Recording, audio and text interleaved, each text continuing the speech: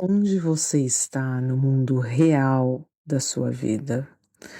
Você vive, nessa bolha que a gente hoje em dia, aqui com a tecnologia, vivemos? Você já sentiu que o tempo passa dentro da tela e a sua vida vai junto com esse tempo? Quantas vezes por dia você pega seu celular, sem nem mesmo perceber, para checar notificações, às vezes para rolar um feed, responder uma mensagem? Será que estamos vivendo ou apenas estamos imaginando que vivemos? Hoje vamos falar um pouquinho sobre a alienação moderna, sobre a ótica da psicanálise lacaniana. Porque o que está em jogo aqui não é o tempo só que você gasta na tela, mas a relação que a gente tem do real com o imaginário. O mundo online como um espelho desse imaginário. A gente imagina que você aí mexendo no seu celular e as pessoas que estão aí produzindo conteúdo, te influenciando, e isso, na verdade, vai se misturando com aquilo que você já tem no seu imaginário. Lacan nos fala desses três registros fundamentais, que é o real, o simbólico e o imaginário. O imaginário é o mundo das imagens, das aparências, né, da idealização. É onde nos projetamos, nos vemos nos espelhos, né, nos reflexos da idealização que é projetada na imagem. Muitas vezes criamos uma identidade a partir daquilo que a gente está olhando por um olhar alheio. E o que o mundo online, na verdade, pode trazer como espelho imaginário para a gente?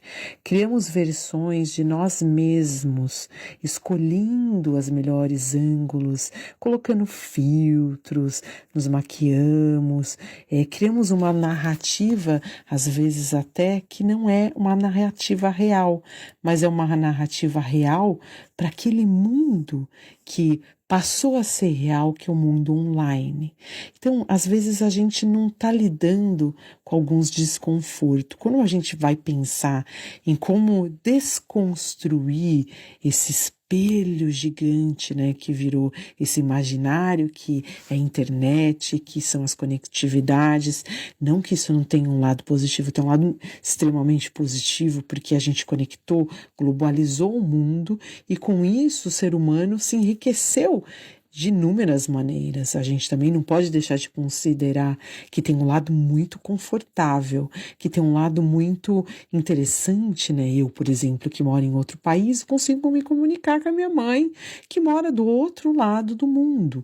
Então, assim, não é que o imaginário tomou tanta posse, assim, e de repente roubou a cena da vida real, não. A vida real, ela está conectada com essa conectividade hoje.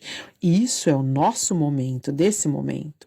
Praticar, às vezes, um detox, quando a gente vai pensando que a gente está, às vezes, vivenciando o mundo real, porque há algo por detrás desse mundo real, nosso, verdadeiro, que nos traz um vazio.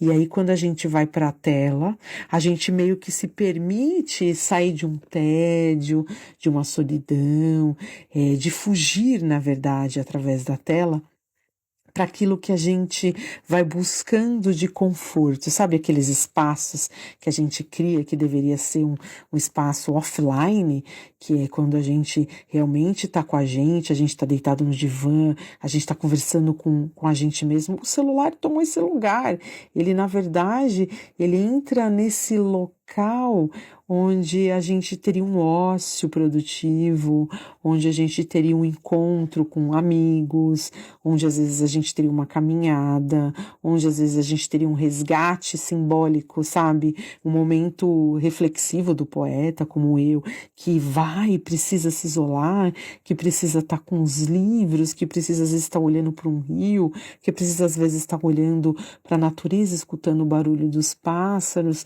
que às vezes vezes fica feliz, por exemplo, de ter conseguido um livro que há tempos não achava, que de repente estava ali no meio de um sebo. E esse livro traz algo ali que conecta a gente aos nossos antigos rituais. Então, às vezes a gente precisa pensar nessa coisa, no resgate simbólico, para buscar as conversas mais profundas que a literatura, que o mesmo convívio com os amigos trariam para a gente. Prestar um pouco atenção, por que que a gente pega o celular e o que que a gente está tentando evitar? O que que a gente está tentando evitar quando a gente está com a telinha, às vezes, em momentos que a gente deveria estar descontraído, como, por exemplo, quando a gente está num restaurante, quando a gente está conversando numa roda de amigos, ou quando a gente está realmente numa confraternização, você vê que sempre tem alguém ali, tipo, às vezes você tá ali teclando e a gente meio que só tá com o corpo presente, mas não tá ali com a presença de espírito, né? Então a gente aqui tem que ter uma reflexão no final para esse olhar, né? O que que esse olhar da câmera traz para a gente como como noção, né, de como a gente lida com os nossos vazios, né, como a gente lida com as nossas questões. Então aqui a gente tem que ter um cuidado bem interessante para que a gente não passe para esse mundo imaginário achando que a gente tá assim, na verdade, conectado com o mundo,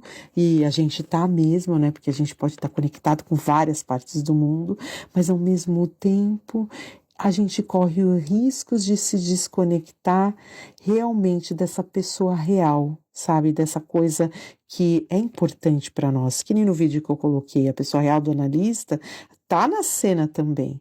E quando a gente pensa na gente com o uso abusivo do celular, ou mesmo das mídias, ou mesmo de qualquer tipo de tecnologia, a gente praticamente, imagina se eu só estivesse no celular e não contemplasse a natureza detrás de mim no vídeo anterior, e tudo que está se manifestando, a neve, o pássaro que voa, a sensação, o cheiro das árvores, o cheiro das pessoas, né, que passam do lado da gente, o mesmo olhar, uma risada, um contato, uma troca de olhar, a gente perde porque às vezes a gente está ali muito conectado na telinha e às vezes a gente nem vê o mundo acontecer.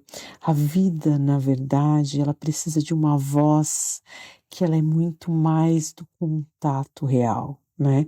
Que ela é muito mais dessa coisa que faz a gente se afetar. Que eu coloquei no outro vídeo, a gente precisa desse afeto, a gente precisa dessa pessoa real do analista, a gente precisa dessa coisa do contato, da transferência, né? Da transferência de sentimentos, da transferência de, às vezes, de uma coisa carente, às vezes uma transferência de uma compaixão. A transferência, na verdade, é o eco do afeto, que quando a gente está muito ligado na telinha, a gente está muito conectado, ou o tempo todo conectado, a gente praticamente às vezes perde a profundidade dos rituais que a vida traz. A gente, na verdade, perde aquele olhar, né? Que seria um olhar agures, ou que seria um olhar penetrante para as nossas questões reais. O que que a gente está perdendo quando a gente perde a noção, né, do real e do imaginário? Porque o nosso cérebro, a neurociência já está aí para explicar, não sabe diferenciar o real do imaginário realmente. Então, se a mente não consegue distinguir o real do imaginário, qual que é a nossa função para que o uso das mídias, das tecnologias, ela sempre seja algo complementar àquilo que a nossa vida já é? Quando a gente usa o caminho oposto, né, as mídias, a tecnologia para complementar aquilo que a gente nem sabe da nossa vida, aí a gente está fazendo uso patológico, que seria, na verdade, muito mais algo nocivo, psicopatológico mesmo para a nossa vida, ao invés de a gente estar utilizando esse recurso, que na verdade é um recurso para complementar a nossa vida. Então aqui fica a reflexão: onde você está no mundo do seu imaginário? Onde você está na sua vida?